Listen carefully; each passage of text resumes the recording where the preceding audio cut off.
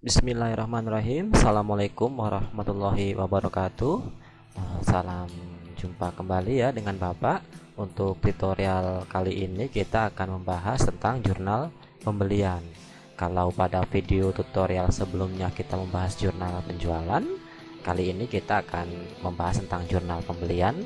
Nah, sebelum kita langsung praktik bagaimana sih entry dokumen transaksi di jurnal khusus pembelian, ada baiknya kita harus tahu terlebih dahulu apa ada fungsi dari jurnal pembelian. Ya, baik. Jurnal khusus pembelian atau purchase journal adalah jurnal khusus pembelian. Ini berfungsi untuk mencatat transaksi pembelian secara kredit ya. Jadi semua transaksi pembelian yang dilakukan secara kredit nanti akan kita masukkan ke dalam jurnal pembelian atau purchase journal.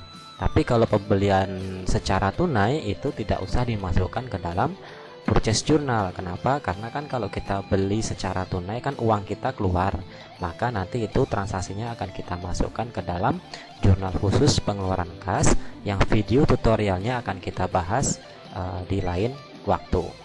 Ya, baik, langsung saja ya. Di sini Bapak mencontohkan, ini adalah contoh dari format jurnal pembelian. Di atas ini adalah judul dari perusahaannya. Kemudian row yang kedua ini adalah judul formatnya. Di sini adalah purchase journal atau jurnal pembelian. Kemudian di bawah adalah periodenya. Nah, baik, untuk jurnal pembelian itu kolom-kolomnya terdiri atas date atau tanggal, invoice number atau nomor invoice, kemudian description atau uraian, kemudian referensi. Nah, kemudian untuk kelompok debit itu ada 3. Yang pertama merchandise inventory atau persediaan barang dagang. Yang kedua fed in, PPN keluaran. Nah, beda ya. Kalau di jurnal penjualan di sini fed out, tapi kalau di jurnal pembelian di sini fed in atau PPN masukkan.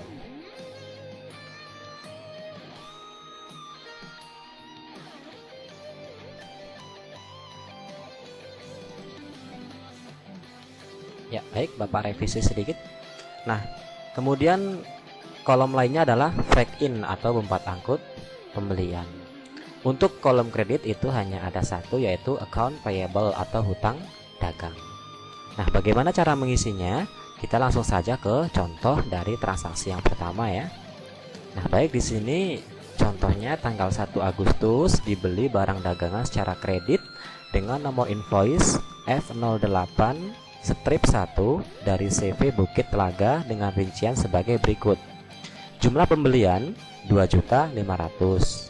PPN ini 10% ya, 250.000, sehingga total hutang kita kepada CV Bukit Telaga senilai 2.750.000. Baik, langsung saja kita isi ke dalam format. Kita isi dulu tanggalnya ya. Tanggalnya di sini tanggal 1. Kemudian nomor invoice-nya kita lihat di dokumen transaksi F08/1.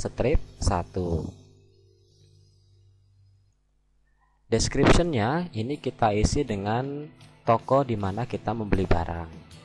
Kita lihat ya, kita beli dari CV Bukit Telaga. Nah, kita tulis di sini CV Bukit Telaga.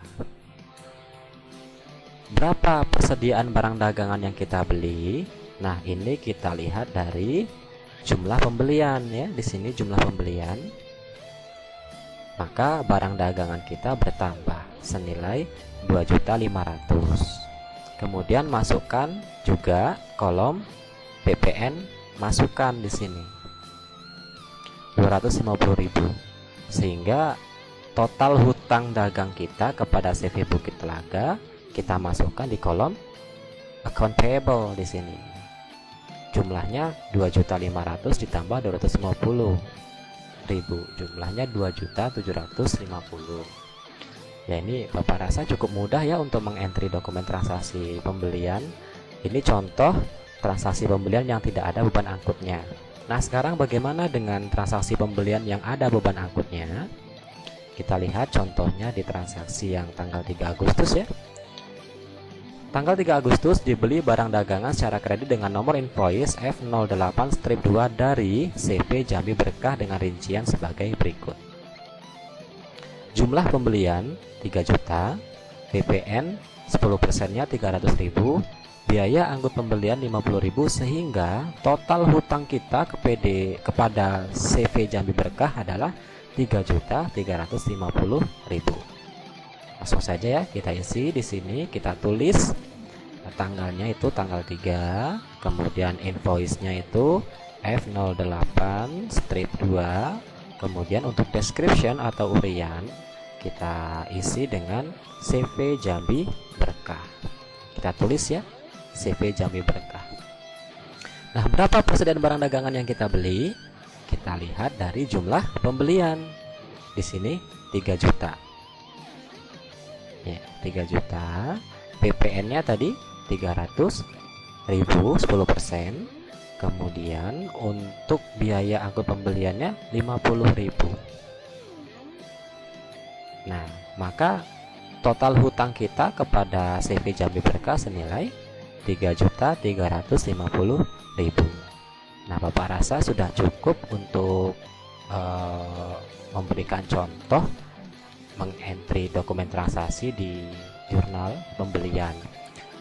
Nanti tugas Anda adalah melanjutkan untuk mencatat dokumen transaksi tanggal 5 sampai tanggal 27. Nanti ini filenya akan Bapak kirimkan ke WA grup.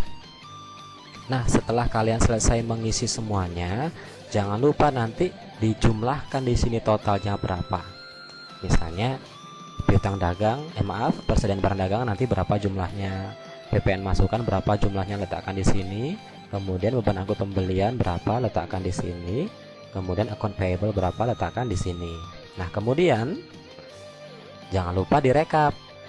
Berapa sih total persediaan barang dagangan? Nah, kita salin saja totalnya berapa, PPN keluaran juga berapa, beban angkut pembelian berapa, hutang dagang berapa. Nanti yang di debit dijumlahkan lagi. Nanti total antara debit dan kredit di sini harus sama ya. Jadi ini misalnya totalnya nih, Bapak contohkan ya.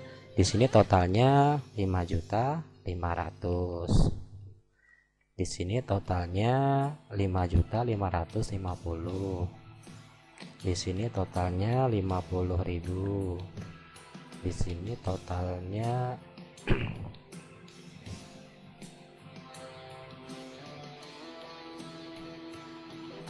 6.100.000 ya. Dijumlahkan semua nanti dari atas ke bawah. Baru nanti yang ini rekapnya persediaan barang dagangan totalnya 5.500.000. Kemudian PPN masukan rekapnya 550 sama dengan yang ini. Kemudian beban angkut pembelian total yang ini, yang bawah sini. Kemudian hutang dagang itu salin saja yang ini ya, total hutang dagang semuanya. Baru yang ini kita jumlahkan. Setelah dijumlahkan, nah ini juga kita turunkan saja. Nah, nanti total debit dan kredit harus sama. Tapi ini Anda lakukan setelah Anda selesai mengentry semua dokumen transaksi ya. Ya, baik. Bapak rasa sudah cukup. Bapak tutup dulu. Billahi taufik wal hidayah. Wassalamualaikum warahmatullahi wabarakatuh.